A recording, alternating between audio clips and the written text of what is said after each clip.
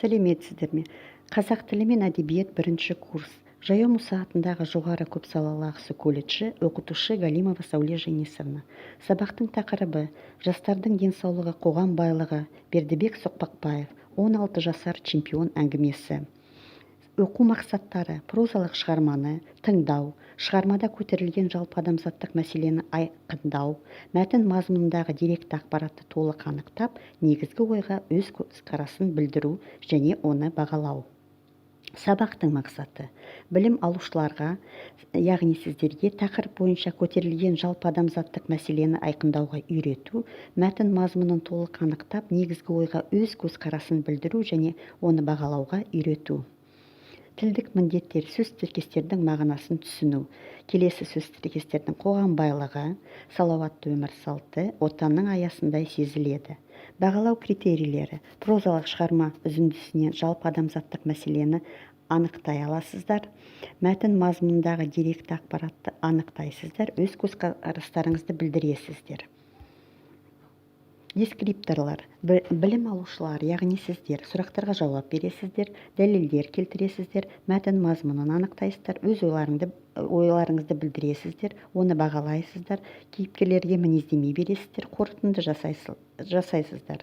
Ойлау дағдыларының деңгейлері: түсіну, қолдану, жоғары деңгей дағдылары: талдау, жинақтау, бағалау. Сөйлеу әрекетінің түрлері: тыңдалым, айтылым. Құндылықтарды игеру: қандай құндылықтарды игересіздер? Дұрыс әрекет жасайсыздар, қайырымдылық, отансүйгіштік. Пәнаралық байланыс: Қазақстан тарихы, биология, дене тәрбиесі. АКТ қолдану: таныстырылым, бейнероликті көресіздер, Jamboard тақтасымен жұмыс істейсіздер. Қазір бірінші таңда сіздер салауатты өмір салты атты бейнероликті көресіздер. Ең астында ресурсқа сілтеме. Бейнероликті көрген соң келесі сұрақтарға жауап бересіздер. Бейнероликте қандай мәселе қарастырылды? Денсаулық мықты болу үшін не істеу керек?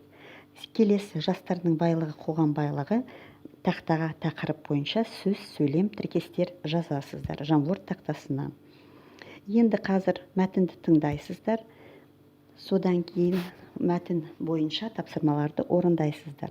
Бердібек Соқпақбаев, 16 жасар чемпион әңгімесінен үзінді. Үшінші раунд шиеленіскен шабуылдардың жойқын соққыларымен басталды.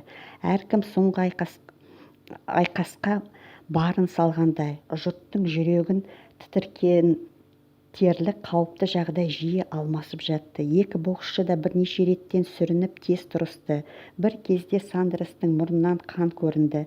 Бір жақ танауы қып-қызыл боп боялды. Берілме, шыдап бақ, 14 000 деп американдықтар шулауда. Сандрес қатты шабуылға шықты. Көзге шалынбайтын соққыларымен Мұратты көміп тастады. Оның мақсаты соңғы раундта басымдығымен көзге түсу, ұпай санын арттырып, озып шығу еді. Мұрат қорғана отырып, шегініп барады, бұрышқа жетті, арқасы арқанға тірелді. Сандрестің соққысы бәсеңдер емес. Мұрат зымп беріп, Сандрестің қолтығының астынан өтіп, лезде артқы бұрышқа жетті. Сандресте оқыс бұрыла берген. Осы мезетте Мұрат атылып кеп жақтан соқты. Соққы жойқын еді. Сандрестің жағы қаусағандай боп қалды. Жағын қорғап, сүзе қарай беріп еді. Мұрат оны иектен көтере ұрды. Арқанға асылып барып, ол рингтің сыртына құлап түсті. Төбесімен шаншыла құлады. Американдықтар шу ете түскен үнін, бақырып айтқан әдепсіз сөздерін, сартылдаған шапалақ дауысы тұншықтырып жіберді. Мұрнынан аққан қаны екі езуін бояған. Сандрес соғылған қасқырша бұралып шалқасынан жатыр. Төніп келген судья санап тұр: 1, 2, 3, 9. Жұрттың айқайымен ұрасы күшейіп кетті. Сандрес тұрған жоқ. Ол тұрмастай болып жығылған еді. Кеудесін кере ентіге дем алып, Мұрат рингтің қақ ортасында тұр. Жұртқа ақ жарқын қарап, шырайы жайнап түсті. Шапалақ қыза соғылып басылар емес. Мұрат қолтығынан қанат біткендей болып әсем сазды ыстық сезімге шомылды. Қиялы шартарапқа жосылып қуаныштың құшағына балқыды. Қошамет етуші жұртқа асқан бір сезімтал әдептілікпен басын иіп разылық білдірді. Сол кезде рингтегі судья жеңіл салмақтар бойынша дүние жүзінің чемпионы атағын Мұрат Батырбаев алды деп оның қолын көтерді. Ду қошамет асқақтап кетті. Жер жүзі үн қосып жатқандай. Гимнің шалқып шыққан қуатты үні Мұратпен бірге бокс ойында озық өнер көрсеткен езге жолдастарына да ұлан байтақ Совет одағының қуанышты құттықтауында естіліп кетті. Бүкіл ата-ана мен халықтың қуанышы, мейірімді лебізі осы үнде тұрғандай Совет боксшыларын тіпті қаландырып жіберді. Жайшылықта сабырлы, салмақты Николай Тимофеевич балаша секіріп рингке шықты да Мұратты құшарлана құшақтап бетінен сүйді. Масаттанған Мұратқа Николай Трофимовичтің құшағына отанның аясындай сезілді. Осы мәтінді тағы бір рет өздеріңіз оқып шығасыздар, содан кейін тыңдалым тапсырмаларын орындайсыздар.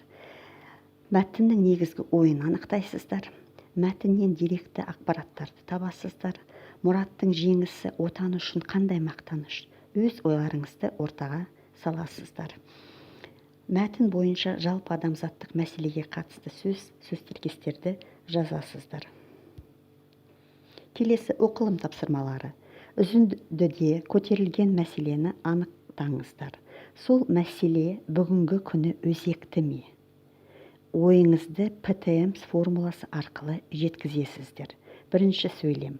Менің ойымша, жалғастырасыздар сөйлемді. Екінші сөйлем. Себебі оны былай түсіндіремін, жалғастырасыздар.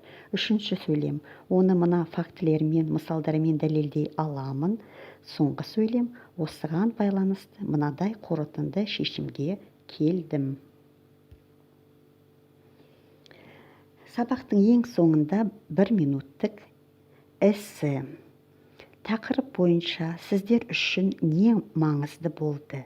Қандай нәрселер түсініксіз болып қалды? Осыны 1 минуттың ішінде дәптерлеріңізге жазасыздар. Үй тапсырмасы. Үйде енді осы үзіндідегі бас кейіпкері бізде Мұрат. Мұратқа мінездеме бересіздер. Сау болыңыздар.